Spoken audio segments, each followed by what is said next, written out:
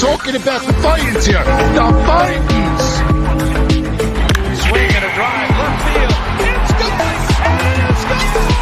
It is bedlam at the bank.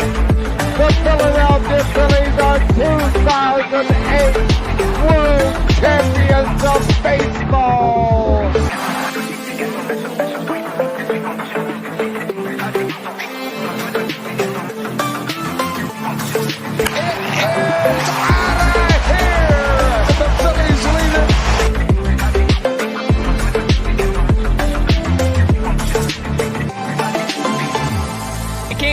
Podcast right here. You already know. Go fucking subscribe. Go follow. You are now listening to the 302 Birds Phillies postgame show with Eric, Brendan, Dalt, and Ballpark Tommy. Proudly powered by TickPick. Check out the link in the bio for $10 off your first order today. Let's take it to the show. Whoever said the Phillies are frauds can get the fuck out of here, because after that fucking spanking that they just did to the second best NL team tonight, they're not fucking frauds. They just had bad fucking games. Because when you get Kyle back and you get Bryce back, this team is a fucking wagon, dude. What's up, everybody? Eric, also known as Shard, here with the 302 Birds postgame show. And we have a returning fucking guest. Drum roll, please. Look who decided to show his face. I guess I got demoted to guest. No more host from down to guest. I don't know, man. You haven't been here. Nah, it is what it is. We need him as a host. We need, because I won't be here for a while. I will say, I don't know if it was me. It could have just been me. But I came back on the same night that they scored the most runs against the Dodgers in, 11 years?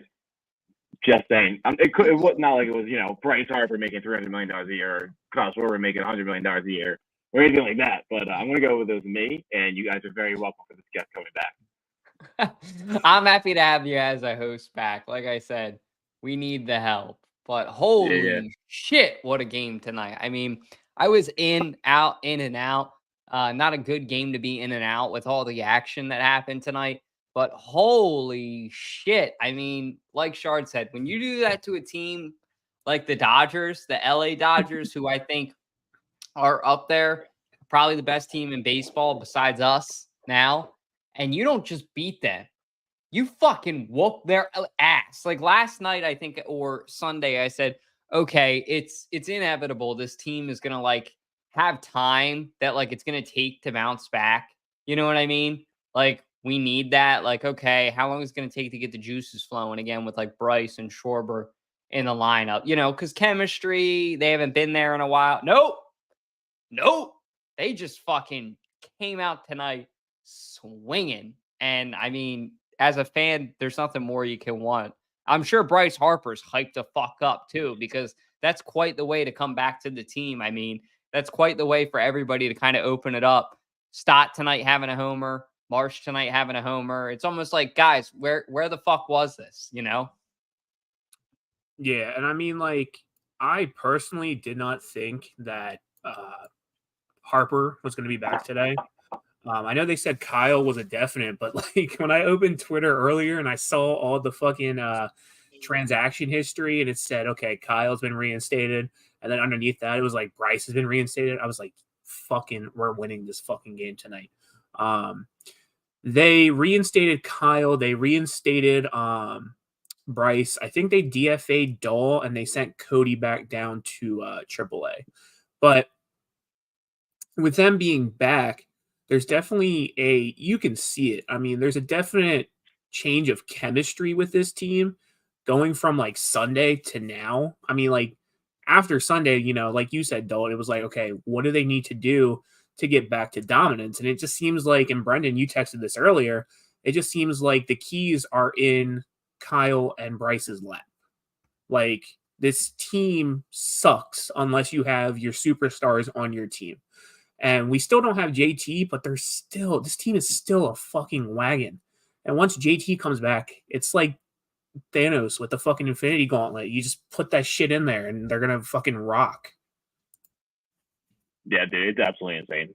I don't even know So I've watched a couple games over the last couple of weeks now, but like not enough to know how it was like when these guys were out.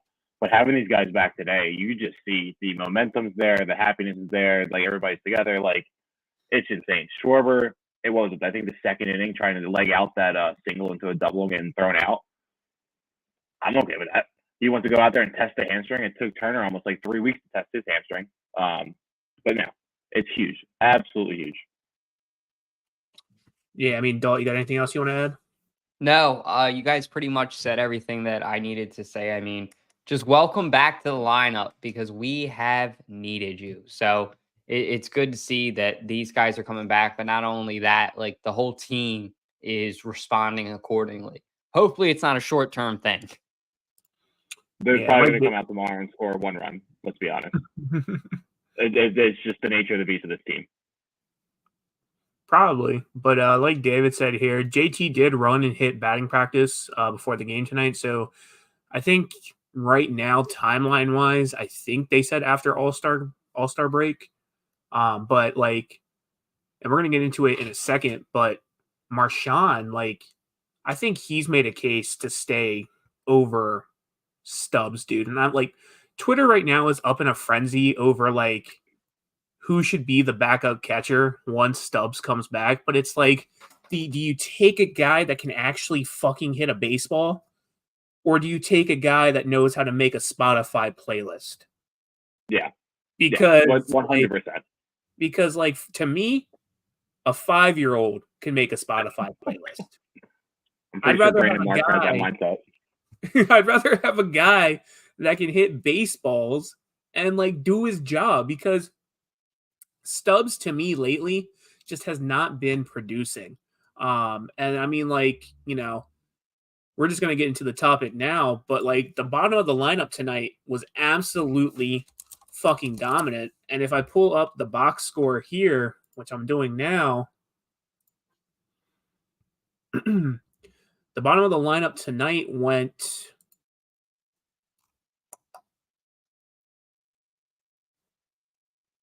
they went 2, 5, 7. They went 7 for 9, which you don't see a lot often. Like you don't ever see that. You don't see the bottom 7 of this for lineup 9 from the 7 through 9 guys.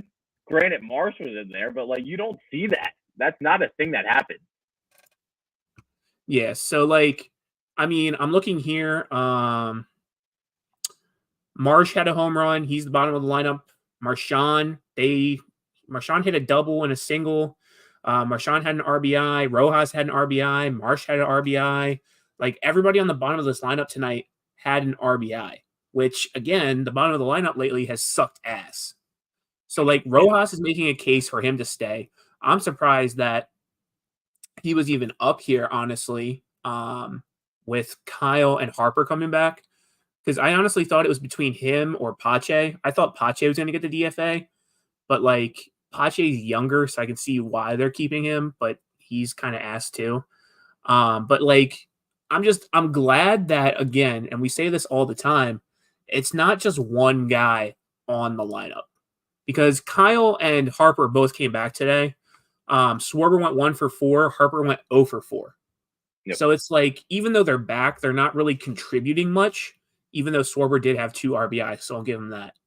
But again, you need that from your team, and that goes for any MLB team. You can't rely on just one guy to win you baseball games. And even when Kyle and Harper were out, they went 5 for 4 in that span. So they were playing above 500 baseball, which is all you can ask to keep your head afloat while your superstars are out. So yeah, I mean, absolutely dominant team win tonight. Yeah, I'm 100% on the same page you are with Stubbs. It was great. It was cool. It was cute. But I don't think there's much past that now. There's too many opportunities when he's going up the bat and nothing's coming out of it. If you have Rojas at 9, you can't have Stubbs at 8. That's 2 back-to-back guys. Let alone tonight was a little bit of an anomaly for Rojas actually hitting the ball. But with Stubbs, I think it's time. It really is time. Marsh can do a playlist. I'm pretty sure 90% of the guys in that clubhouse can do a playlist.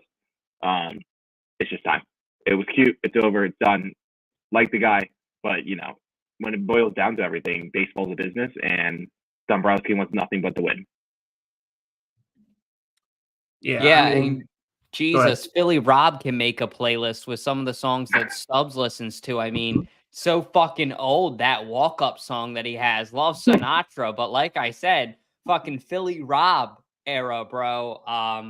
And you guys pretty much hit the nail on the head, too. Like, it's going to suck to see Stubbs go away, but this team is just too legit now to put any of that at risk. The further we get into the season, the more we're playing with fire. Like, the more of a chance we have of stubbing it. And I just don't want that to happen. I would rather just, like, all good things must come to an end, like Brendan said. Call it quits. It was cute. We have good memories. Goodbye. Rather than, like, let's think about worst case scenario right now, which is we get into, like, September or something, or October, God forbid, and he makes a mistake that costs us the game, or a series, God forbid. Oh my God, this city's going to be livid, and you don't risk something like that with a team like this. And I don't blame that necessarily on Stubbs. I don't know that I would blame that on Philly Rob, I guess, for putting him in the lineup. I would blame that on the organization at forefront of it. Like, get him out at this point. So I can't believe I'm saying that, because I've always liked Stubbs. But yeah, the batting is just ugh. Yeah, I mean, I definitely agree.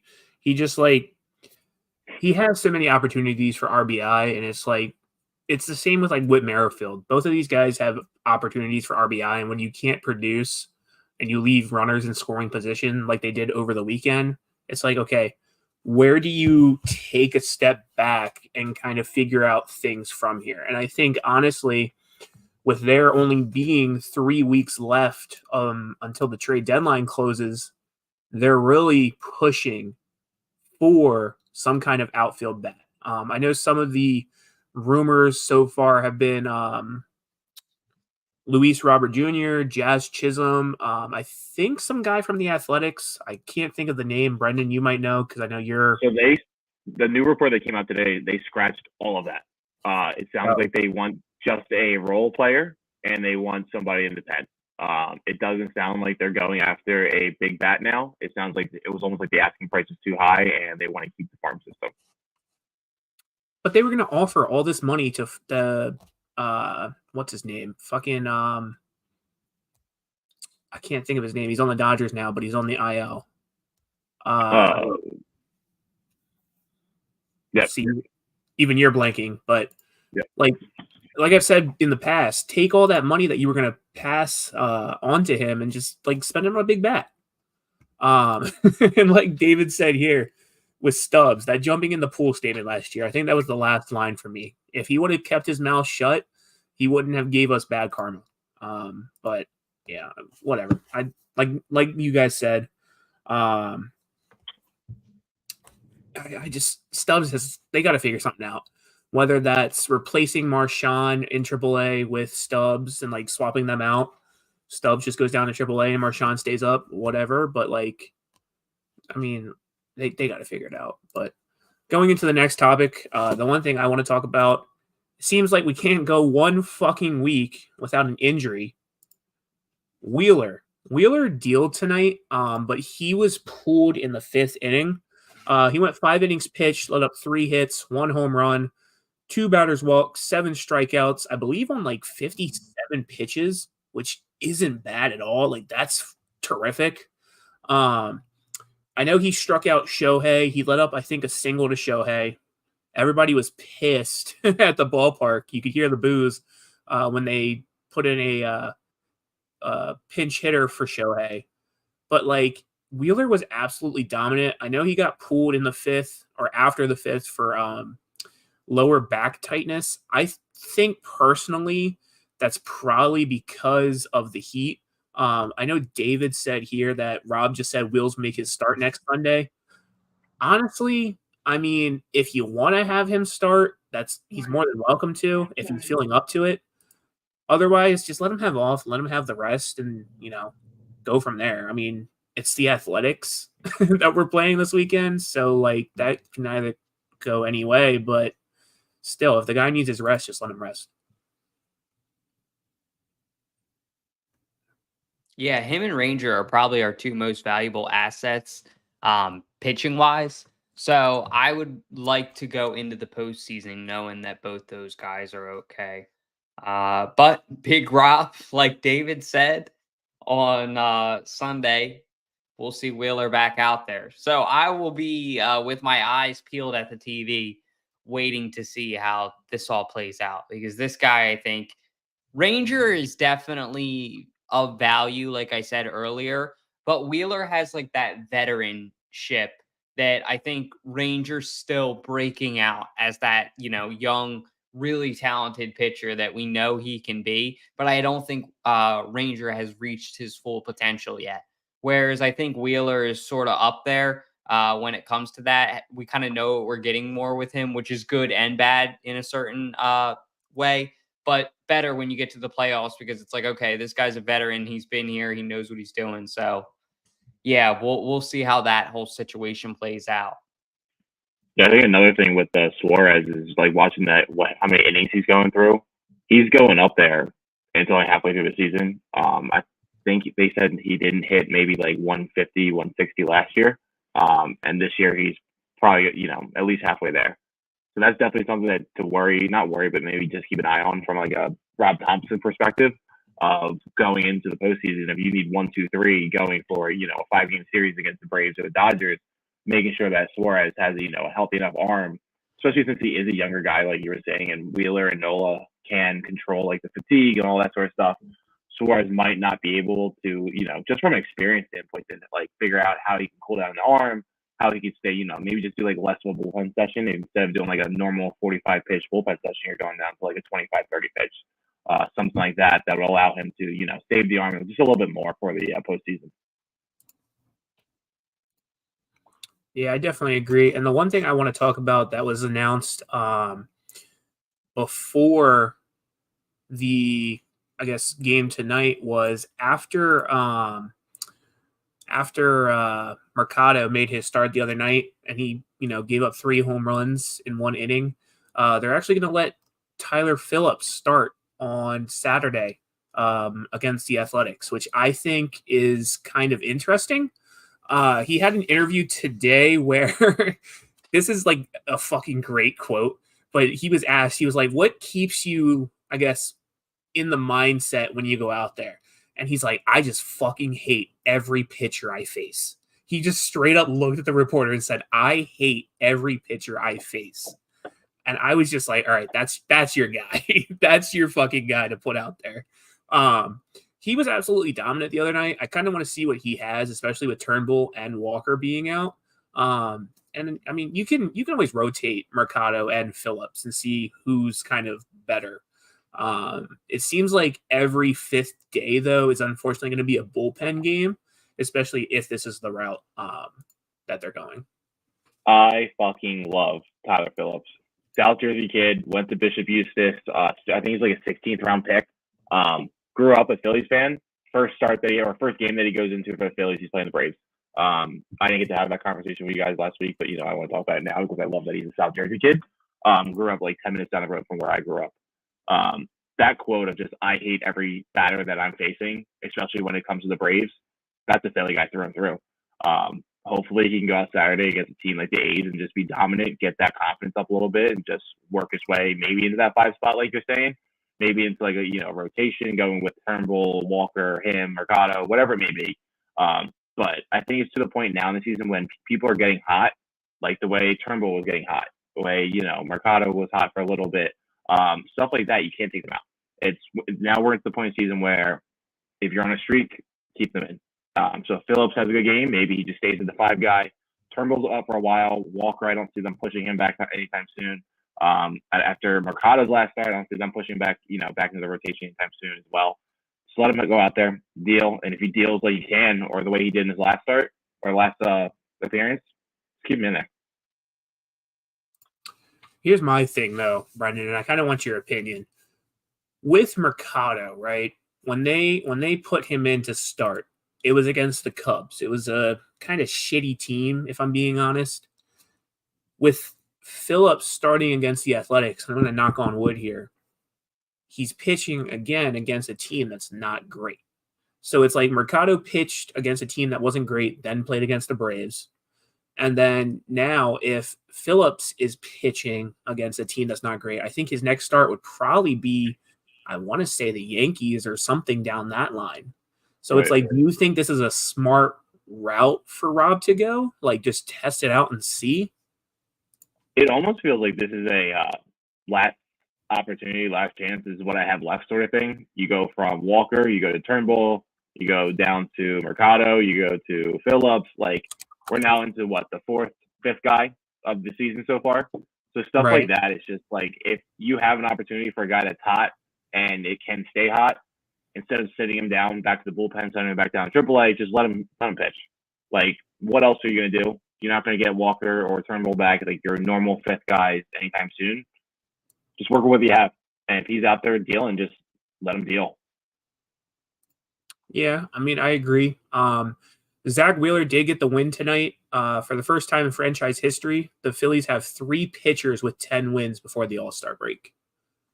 So again, like I've been saying, this team is special. They keep setting franchise records. And if they do not go all the way this season, I feel like a lot of people are going to be really, really let down. My entire mental health is dependent on this Phillies team. I'm going to be very frank and honest with it. I never thought that I could be this emotionally invested in a team. I thought I could do it with the 17 Eagles, the 22 Eagles, like all this sort of like 22 Phillies. My entire emotion is based off of win or loss anymore. And that's what me having all these milestones of getting married, having a kid, all these things. My entire mental health is based on the Philadelphia Phillies. I mean, I definitely agree. It's the same with the Eagles too. Every time the Eagles lose, like the next day, I'm so fucking pissed off that like I just can't think of anything else because it just pissed me off so much. Like I am all for rooting for the Eagles to go to the Super Bowl this year. But like if we're gonna break this down to like a full 100% perspective, the Phillies have the best chance of making anybody happy if going to a championship and actually getting trade. I think they're 10 times closer than the Eagles are. I think they're a million times closer than the Sixers are, and then even farther away than the Flyers. This is the year, and the next 3 years after that are the window that they have. And if they don't win a fucking World Series in the next goddamn 4 years, I think everybody in the city jump off that Franklin Bridge. That is fair to say, though. I think you guys are right. Like the Phillies have 100% the most expectation, the most pressure to win a championship because they're built the best. I mean, you look at them, I mean, head to toe, they're the best team in the MLB. They've been the best team in the MLB. They're probably going to remain the best team in the MLB. And also in the MLB, you don't have a cap on how much money you can spend.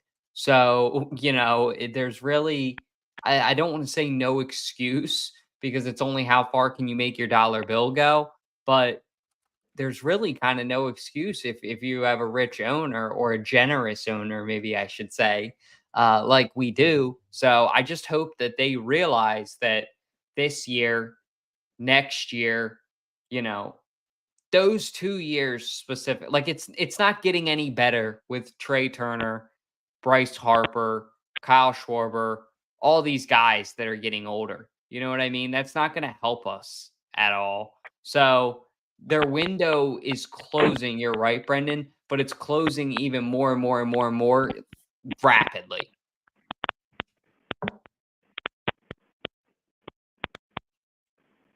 Yeah, I mean, I agree. Sorry, I didn't know if Brendan had anything you wanted to say, but yeah, I mean, I agree. They got to take advantage of this open window. Instead of crawling through the window, just dive head first. But could you just imagine like what this team would look like if they had an outfield that also hit the ball?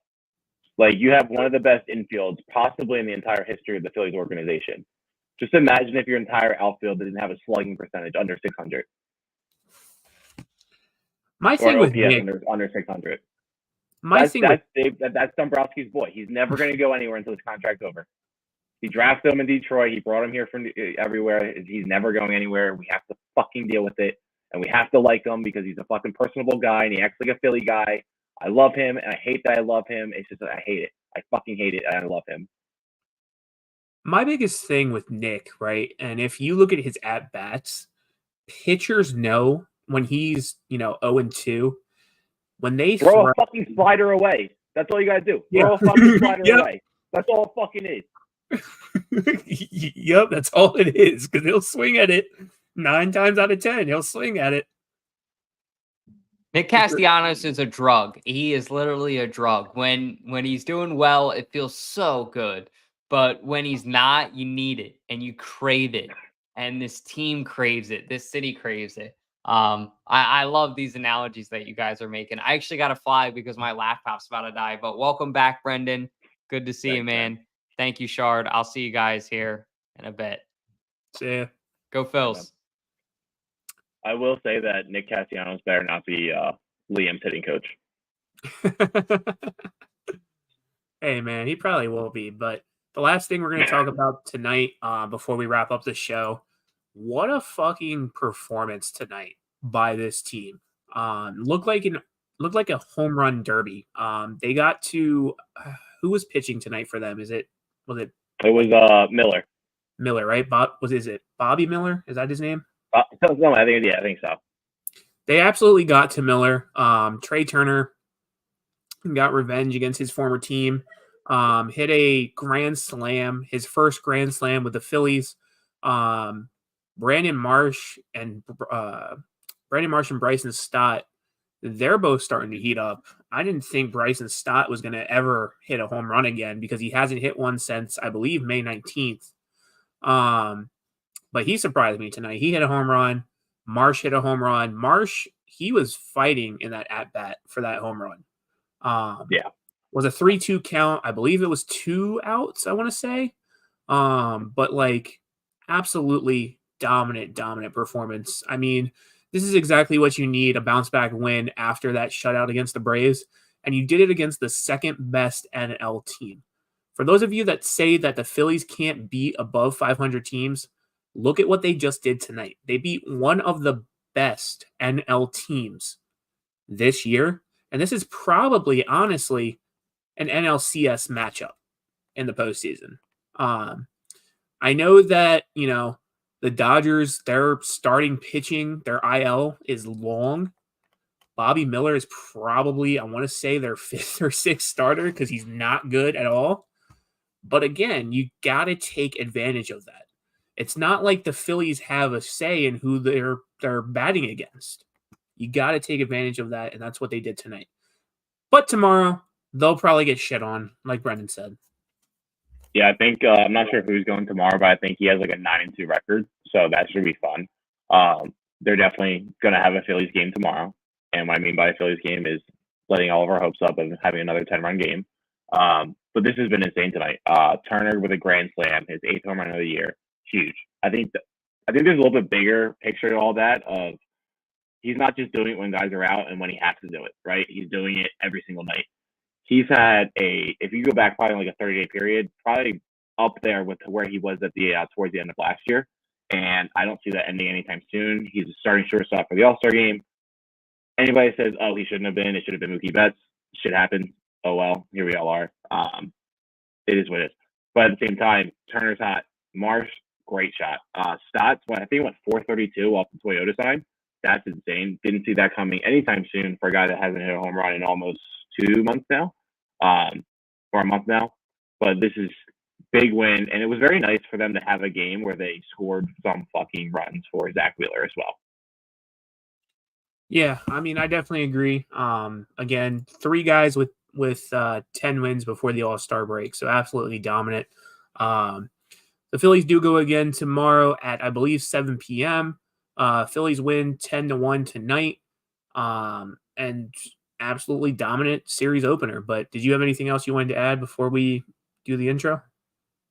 No, I think the biggest thing is just making sure that they can take 2 or 3 out of this series and not go 1 for 3 like they did against the Braves. If they can go 2 for 3 in this, 2 for 3 against the A's, and go into the All-Star break that way, it's huge. Since we're talking about the home run derby, I haven't talked to you about it. I'm not the biggest fan of Alec Boehm being in the home run derby. First round exit, baby. That I'm not. I don't know. I think it's cool. I think it's great, but he's also a timing guy, and it's going to fuck up his timing. So that's a little bit of a concerning factor that I have for that, because now he's going to force home runs all throughout the season. He's been very adamant that he has that level swing approach. He's not golfing. He's not really putting angles on it. He's just hitting the ball. I really, really fucking hope that this doesn't screw around with his batting stance, his timing, his eyes, and all that sort of stuff. Do I want him to win? 100%. You always want a Philly to win, no matter what competition they're in. At the same time, but if it means it could fuck something up for the next half of the season in the playoffs, I'm good with him going over 10 of this and then sitting down and then playing the All-Star game for 2 innings the next day. Yeah, I mean, I like I just said, I think he's going to be a first round exit, but we'll see. Like David's reminding us here, thank you for reminding us. ESPN tomorrow night. I pray to God the announcers do not love the opposing team. That's all I'm going to say. We're going to dick ride the Dodgers. That's what we're going to do on Wednesday Night Baseball with ESPN. Shohei Ohtani, MLB's poster child. We're going to dick ride him for the next 3 hours starting at 7 o'clock tomorrow night. They probably fucking will, because that's exactly what they did with the Braves. I mean, it was what? Apple TV? Which Apple TV was... No, I lied. Apple TV was horrible. And then it was what? Fox the next night? Yeah, it was Apple, Fox, and I think they went to CSL. Fox was way worse than Apple TV. So, yeah, I pray to God the announcers are not horrible, but they probably will be. So, everybody buckle up for that. But yeah, that's all we have for you guys tonight. Phillies win 10-1. We'll be back tomorrow. And on that note, we'll see you guys tomorrow. Go ahead and roll the outro. Good night. The Vikings! Swing and a drive, left field. It's gone! It's gone! It is Bedlam at the bank! The Philadelphia Phillies are 2008 World Champions of Baseball!